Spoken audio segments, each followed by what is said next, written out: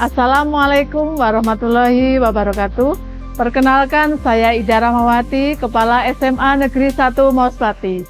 Pada kesempatan kali ini, saya akan mencoba menjelaskan topik EJIS yang saya ikuti pada tahun 2025.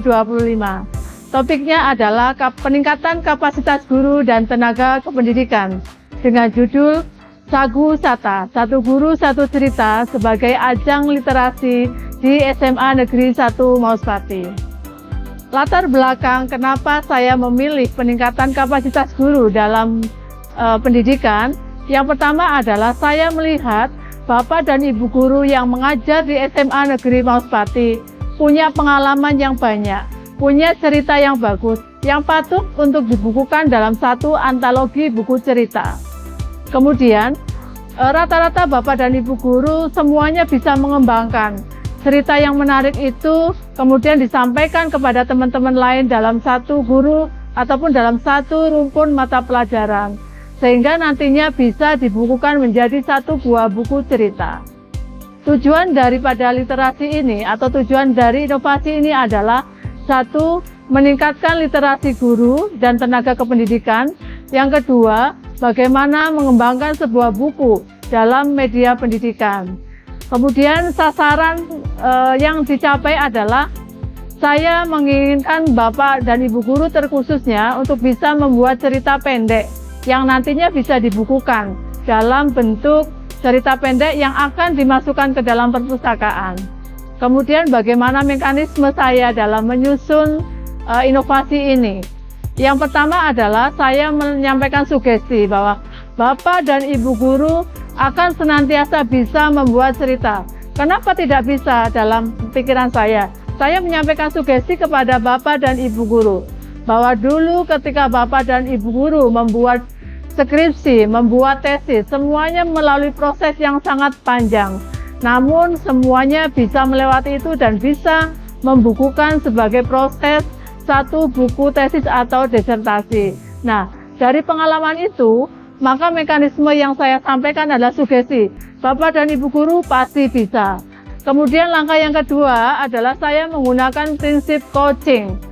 Saya membina Bapak dan Ibu guru yang masih belum pernah atau belum terbiasa untuk membuat cerita. Kemudian saya bimbing langkah-langkahnya bagaimana, yang lambat laun nanti akhirnya akan bisa. Kemudian apa materi yang bisa saya kembangkan dalam mewujudkan inovasi literasi tersebut. Yang pertama adalah materi tentang literasi. Apa itu literasi? Bagaimana cara membuat cerita pendek. Kemudian bagaimana ketercapaian atau keberhasilan yang diharapkan dari inovasi ini. Yang pertama adalah Bapak dan Ibu guru bisa melek teknologi. Yang kedua, tersusunnya buku literasi dengan judul Pelita di Balik Papan Tulis. Kemudian kerjasama. Dalam membuat inovasi kepala sekolah ini, saya bekerja sama dengan percetakan di wilayah Pelausan yang membuat buku cerita tersebut. Kemudian bagaimana deskripsi dan konsepnya. Yang pertama adalah saya membuat kelompok kecil dari literasi atau penyusun cerita pendek. Karena Bapak dan Ibu guru berjumlah 60 orang, maka saya membagi kelompok menjadi 3. Satu pengampu akan membahas atau akan membimbing 20 guru. Setelah dilakukan pembimbingan, selanjutnya membuat jadwal pelaksanaan bimbingan. Semua siklus itu saya bagi menjadi 2 tahap bimbingan. Kemudian tahap yang selanjutnya adalah meminta Bapak dan Ibu guru mempresentasikan dari karya yang sudah dituliskan. Nah, dari apa yang dipresentasikan nanti, audien akan memberikan masukan dan saran apa tentang hasil karya melalui cerita pendek itu yang akan dibahas kembali di dalam grup atau kelompoknya. Kemudian langkah selanjutnya adalah untuk perbaikan. Kemudian setelah perbaikan adalah pengeditan naskah dan selanjutnya adalah publikasi. pencetakan buku dulu, pencetakan buku baru dilaksanakan publikasi. Kemudian apa dampak yang kita harapkan dari adanya inovasi ini?